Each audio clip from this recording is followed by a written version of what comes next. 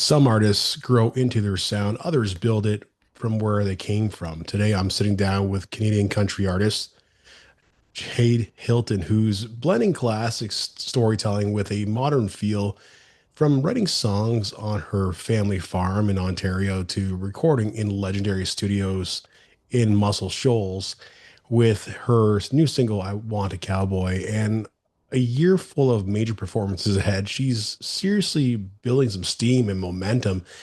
This is Jade Hilton. How's it going? Good. How are you doing? I'm doing great. Thank you for joining us.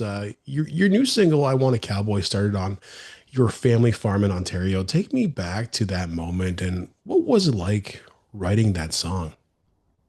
Yeah, so one of my co-writers, Ryan Swerstad, he actually drove up from Nashville. He's like, I want to get out of the city and I just want to get back to my Canadian roots. And I was like, come on up. My family has a farm.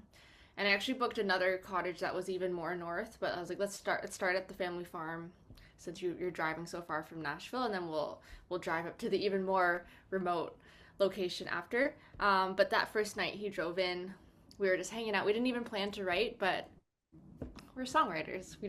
We start humming and talking about interesting life topics, and that song just started. It kind of just that night, a couple shots of whiskey, Hey, and then we have a da da da da.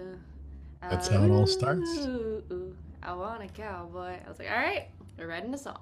Yeah, I mean, it's a fantastic song. You've been playing this live and getting crowds to sing along, which is what I've been kind of looking online. I haven't seen you like in person, but what did you realize this song was hitting differently?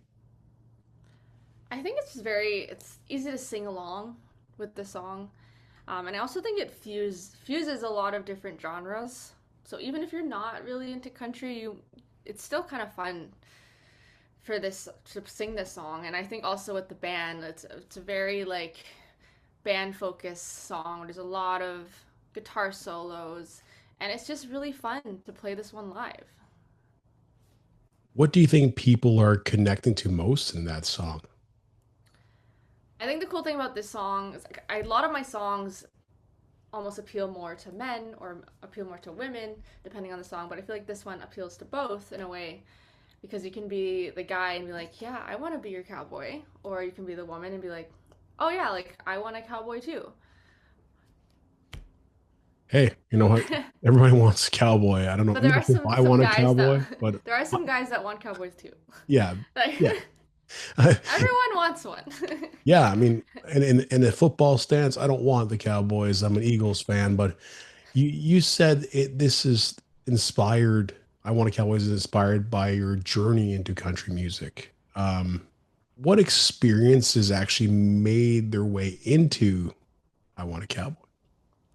Well, for me, because I'm officially in country music now. I feel like my earlier releases, they were kind of riding the line. I didn't officially label them as country music, so I wasn't really in the scene. But the past couple years, I really decided I wanted to try to make that shift and see if it's a good fit for me. And that's kind of why I started traveling down to Nashville and like Eastern and Western Canada and playing to more country audiences. Realized very quickly I fit in really well there, and just the opportunities that have come from it, which I'm still can't believe I've had the opportunity to play these festivals like Boots and Hearts and Cavendish and Ottawa Blues this year, Misty City. So I'm in all these areas where there's a lot of cowboys.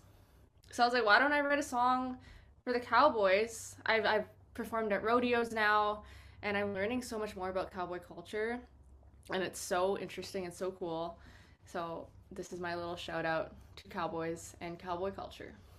You know, it's so cool to go from writing on a farm in Ontario, Canada, to recording in Muscle Shoals. What did that shift feel like?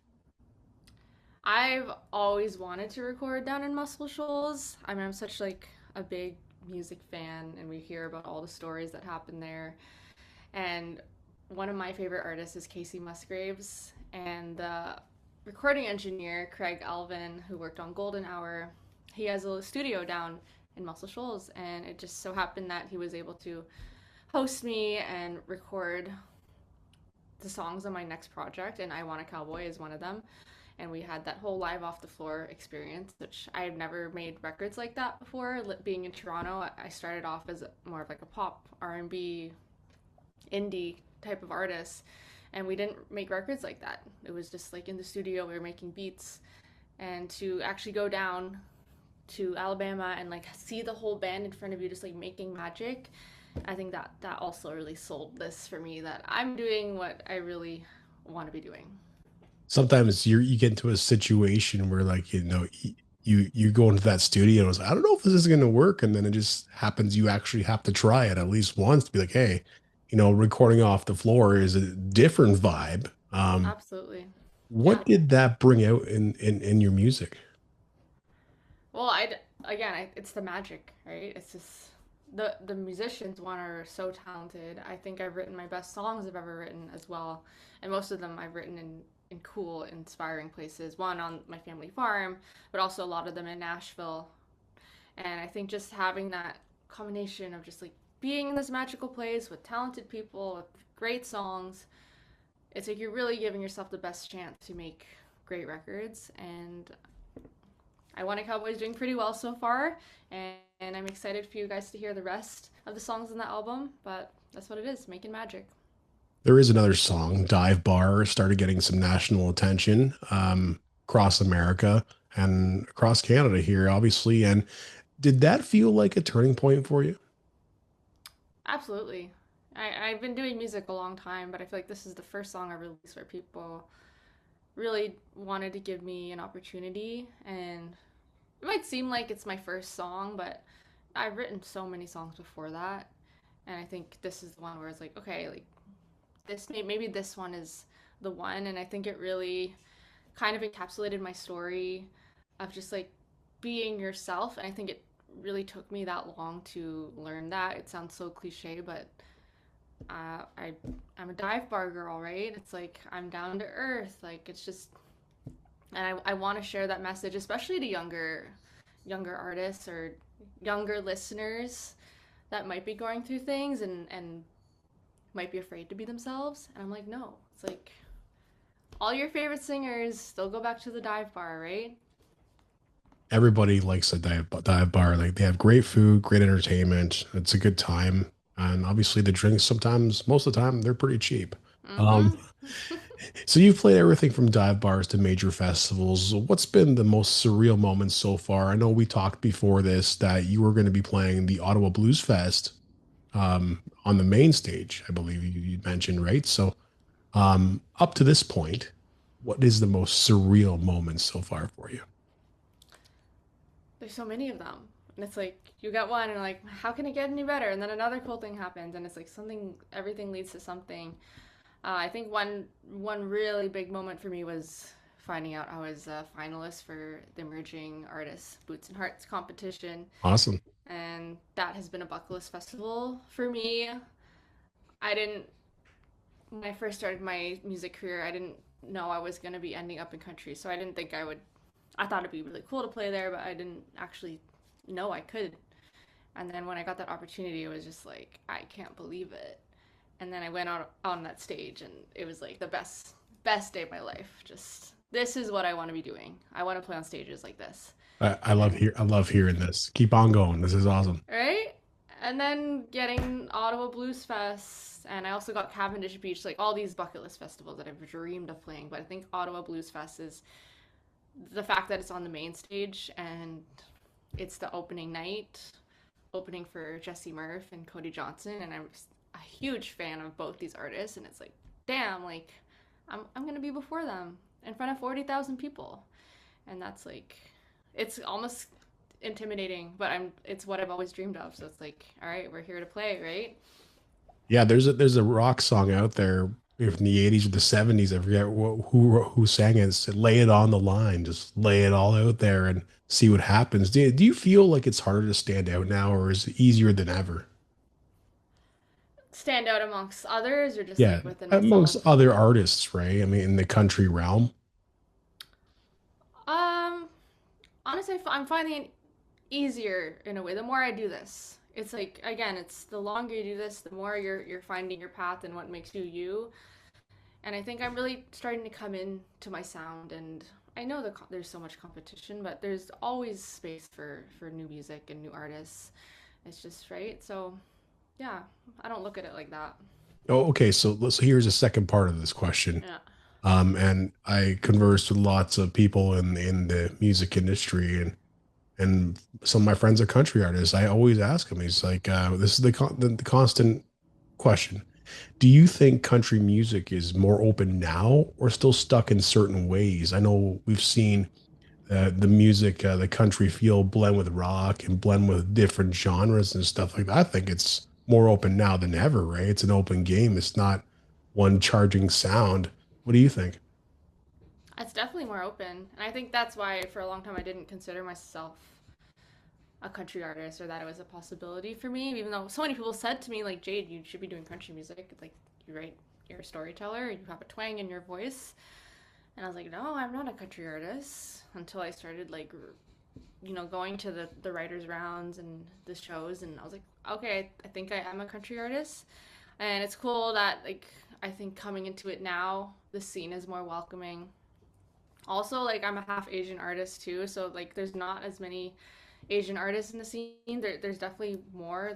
It's growing, but like most of my friends that are Asian artists, they're not doing country music. So I think there's like a lot of like identity confusion for me when I was first coming up. So I was like, well, maybe I should be doing like K-pop or canto pop, but like musically it didn't really fit me.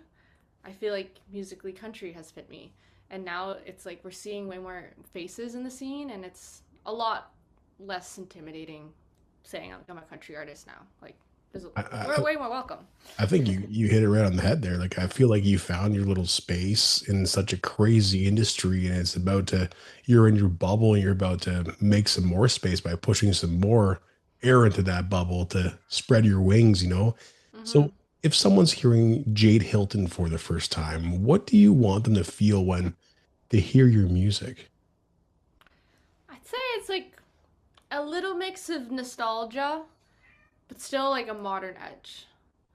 And it's like I feel like I touch on that like traditional roots of country, like definitely I'd say for like the guitars, like the pedal steel, the fiddles, like all like the treble of the song. But the low end, I love to bring a little bit more bass, especially like being a Toronto girl. It's like all the producers I worked with when I was first coming out, they leaned more R&B and hip hop, and I love that like rhythm of that genre. So I think just like kind of fusing my favorite elements of the genres is how I would describe my sound. And I think when I was first releasing my music, a lot of playlisters or industry people, they're like, we don't know where to put you. That was always like my feedback, like what's your genre? We don't know where to put you. And it used to like get me down a lot, but I think this year I've just decided I'm just going to stick to my sound and building the audience, and whether people like it or not doesn't matter. This is who I am. Hey, you know what? You got to represent yourself, right? And then push, like we talk about pushing your own space out in the industry. I do want to hear more bass, though. That really intrigued me. Like as a person who's local to the area you grew up in, it's drum and bass country, like something really Mm-hmm. crazy and off. I believe that would be awesome, and it's a really good idea. Pay homage to your roots and those hip hop producers. I remember when I was growing up, they just would crank that bass, and it's like, holy moly! Like, how am I going to Yeah, sing right. over this, right? Yeah, but it's great. Paying homage to your roots and in your background, you're an Asian artist, and uh, you're from the Toronto area right now, and it's things are blowing up for you. I'm very happy for you. Thank you so much. All right, so this show is called Meet Me for Coffee, and there's a question that I ask everyone on this show, whether you be an actor, and please tell me you drink coffee because I've been interviewing like artists from the UK and tell me they're drinking tea. How do you take your coffee? Well, like I said, well, I am definitely more of a tea drinker. I do drink Okay. coffee though, but definitely just like straight latte. And I'm a total coffee snob. Like if it's not the right like bean quality, like I don't even want to finish it. So really high quality bean latte. So a lot of milk, just a little bit, A little bit of espresso. It's quite comforting to see that there's someone out there who gets as stressed out about this stuff as I do. So one day I'm going to publish a book with everybody's coffee flavors on there, however they take it, and I'm going to write like a bio on everybody and stuff like that. So that's the whole journey here. So I appreciate your time, and I really hope that I get to see you soon. Thank you. Thank you so much for the interview.